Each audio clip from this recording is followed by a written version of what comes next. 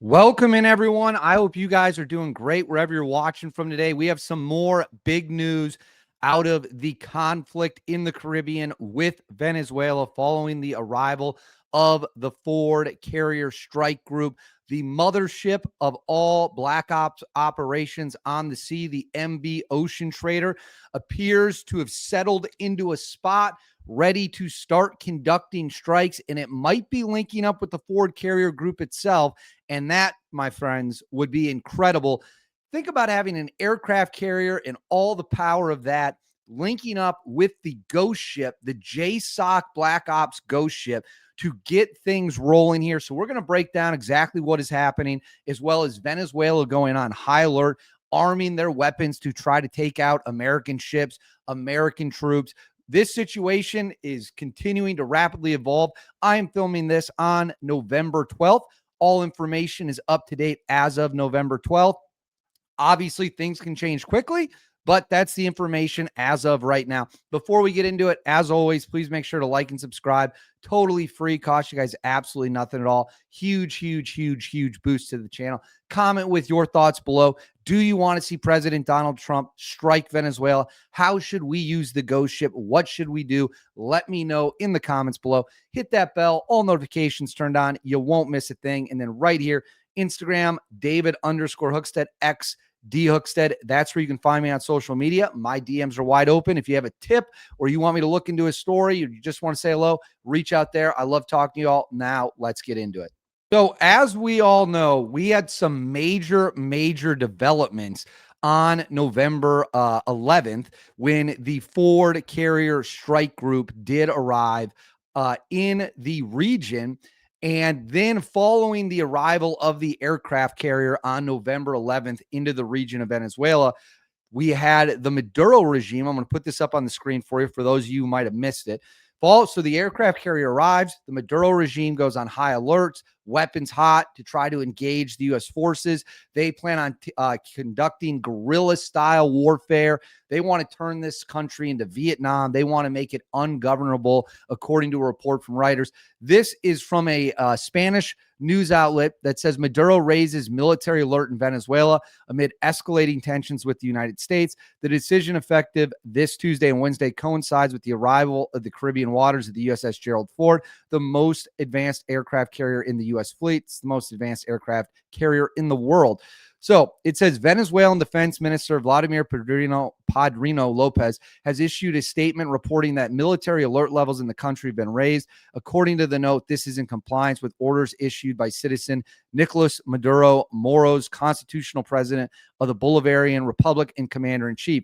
Padrino's announcement, according to the statement, implements a higher phase of the so-called Independence Plan 200, a military response mechanism ordered in September to strengthen defense measures against the U.S. military presence in the Caribbean. The decision escalates political and military tensions between the United States and Venezuela. As Caracas made the announcement, the USS Gerald Ford, the largest and most advanced of America's aircraft carriers, arrived in Latin America. The Pentagon confirmed the deployment, saying without specifying its location that the ship will help disrupt narcotics trafficking and degrade and dismantle transnational criminal organizations. The U.S. military has so far carried out at least 19 strikes against suspected drug smuggling vessels in the Caribbean along the Latin America Pacific coast, killing at least 76 people. So right here, the order to go on high alert involves placing the entire country's military arsenal on full operational readiness, as well as the massive deployment of land, air, naval, river, and missile assets, weapon systems, military units, the Bolivarian militia, citizen security organs, and the comprehensive defense plan. So the Venezuelans are on complete and total high alert, and they are getting ready to conduct operations if the United States bombs them, whatever it might be. If we drop troops in, we don't know what's going to happen. So this is the announcement from the military. It says, with more than 4,000 sailors and dozens of tactical aircraft aboard, the Gerald R. Ford provides combatant commanders and America's civilian leaders increased capacity to project power through sustained operations at sea. And then right down here, I'm going to highlight this for you. This right here shows you what the Gerald Ford has. It's got F-18Fs, F-18Es. It's got what do we got? We got helicopters. We got E-8 18G Growlers, which is airborne command and control squadron. So they are loaded for bear. A picture of it is right here. Throw this up here for you. So this is what the Gerald R. Ford looks like. That is it right there. We'll zoom in on it. You can see all the aircraft. Now, one question people have had, let me throw this up here for you. Where is the MV Ocean Trader? The MV Ocean Trader, of course, is the United States of America's Black Ops vessel that carries Tier 1 operators, SEAL Team 6 or Delta Force. There's only a few photos of it out in existence, and it is essentially hidden like a cargo ship. It is a retrofitted roll-on, roll-off cargo ship. It has no military markings on it. It has no markings really on it whatsoever at all. And it is a highly advanced, highly sophisticated Black Ops ship. You go in, you launch helicopter raids, you hit the targets, you get the hell out. Nobody even knows you were there. If you see it out in the open ocean, doesn't look like a military ship, is not going to raise any alarms. Well, it appears it might be holding in a position or on the move to link up with the carrier strike group. Now, that would be a little bit interesting because all eyes are going to be on the carrier, but the ghost ship kind of by design doesn't want to be dealing with that level of attention, but its movements are fascinating. So it is about 100-ish, 150-ish kilometers off the coast of, sorry, let me correct that. It is a little bit further than that, but right here it says it's by Grenada, St. Vincent, and the Grenadines. So the strategic weight, mothership holds position as USS Ford's arrival changes the calculus. This was posted November 11th. The clandestine MV Ocean Trader and her Arleigh Burke destroyer escort are now holding position west of Grenada, St. Vincent, and the Grenadines. Mission pivot confirmed. The resupplying, that's in Puerto Rico. The mothership chose not to return to her previous patrol area east of Trinidad and Tobago. Her persistent position here could indicate a tactical shift. What now? What does this placement mean for the bigger picture as the strike group arrives? The strategic question is no longer about if the U.S. is serious, but what happens now that the covert operational base may link up with the world's largest power projection platform. So we have the MV Ocean Trader, which is essentially at its meetup point. It's been picked up on satellite images in a holding point, meeting point. I don't know what the exact military verbiage would be or how you would describe it, what word would be there. But remember, before it left Puerto Rico, some secret planes flew into Puerto Rico. Guys got off those planes. They were photographed. They had all their gear. I'm not going to say who they were. I don't know who they were, but they certainly appeared to be what you would expect Tier 1 operators to look like. The planes fly in one day before.